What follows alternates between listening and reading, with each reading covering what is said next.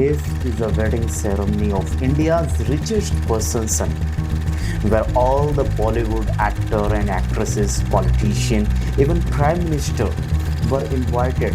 So many businessmen and Hollywood actors were also invited. He spent around 5,000 crore rupees. There was high level security. And this is not only exceptional case. Even some of the celebrities, businessmen, and the puppet of the government also got the high level of Y plus Z plus security. But if you ask about the security, whenever something bad happens, you will be considered as an anti-national person by so many people. And if this sounds very odd to you, let me tell you something. If you are raising question about the security, so many people think that you are raising question about their supreme leader. 22 April in Basaran Valley, Pahalgam, which is called India's mini Switzerland. Big mountains, valleys, and peaceful greenery. People were enjoying their time, and suddenly 4 people came and started firing. Witness said they killed by asking their name. उसने बोला कि ये शायद मुस्लिम नहीं है, उसने उसको गोली मार दी. And I quote, Muslims should go apart, and they killed by recognizing Hindu male, in which many were of IAF, IB and Navy officers. Almost after 20 minutes, Indian army reached there and rescued them. And this incident spread a wave of fear in whole country. A shadow group of the Pakistan-based terror group Lashkar-e-Taiba (TRF) has taken responsibility for this attack. In January 2023, Ministry of Home Affairs declared the TRF a terrorist organization under UAPA after TRF issued threats to journalists in Kashmir. According to an intelligence assessment, it is suspected that top commander of the Lashkar-e-Taiba, Saifullah Kasuri and Ilyas Khalid are the one of the masterminds. India Express states that according to initial probe, there were at least 5 terrorists, including 3 from Pakistan. Based on eyewitnesses' statements, J&K police have released sketches of 3 Pakistani who attacked. And it was not just a sudden attack. A report of Times of India states there were inputs that terrorists had conducted reconnaissance of some hotels in the first week of April.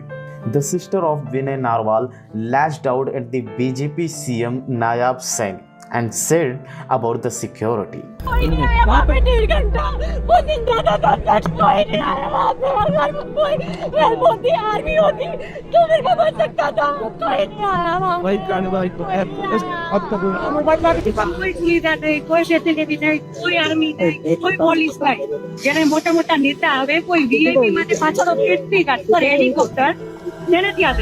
But if you ask in a sensitive zone like Kashmir, how there was less security, yet Kashmir has very tragic past in recent few decades. Look at this. Defense Ministry told the Standing Committee of Parliament the current number of officers is 42,095, while the authorized strength is 50,538.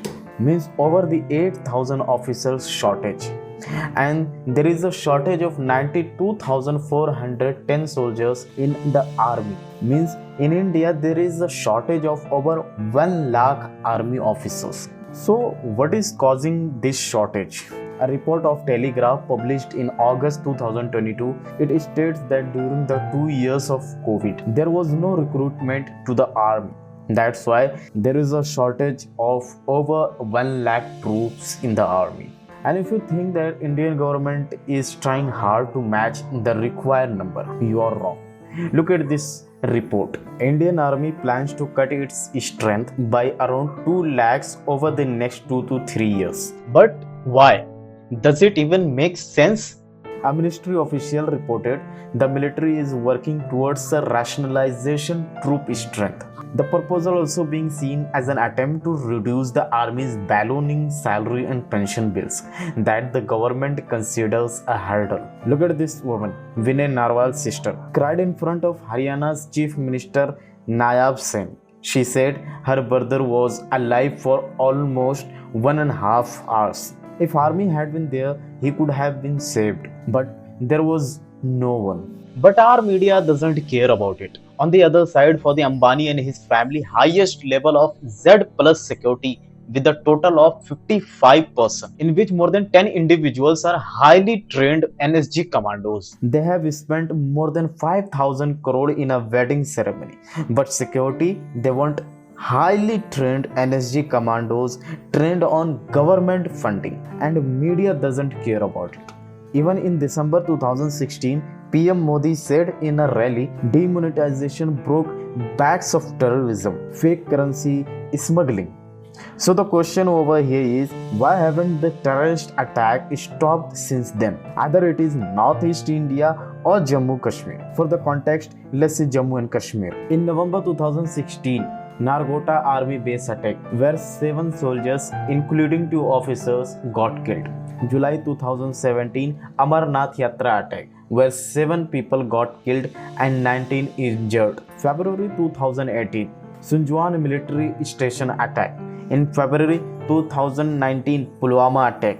March 2019, Jammu bus stand grenade blast. June 2019, JNK suicide attack on India paramilitary police in Avantipura where 37 CRPF got killed. In 2023, Poch Rajgori attack. In 2024, Raisi attack. And now in 2025, Pahalgam attack. If PM Modi's master stroke has broken the backs of the terrorism, so how these attacks are happening since then? This question should be raised in mainstream media. But Indian mainstream media has collapsed morally. There are a few exceptions. They don't even have the courage to show the truth.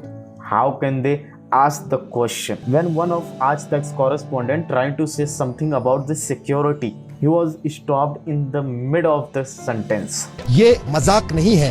2000 tourist किसी एक picnic spot पे हैं, वहां पर ना ही police बल की कोई तैनाती, ना ही सुरक्षा बलों की कोई तैनाती।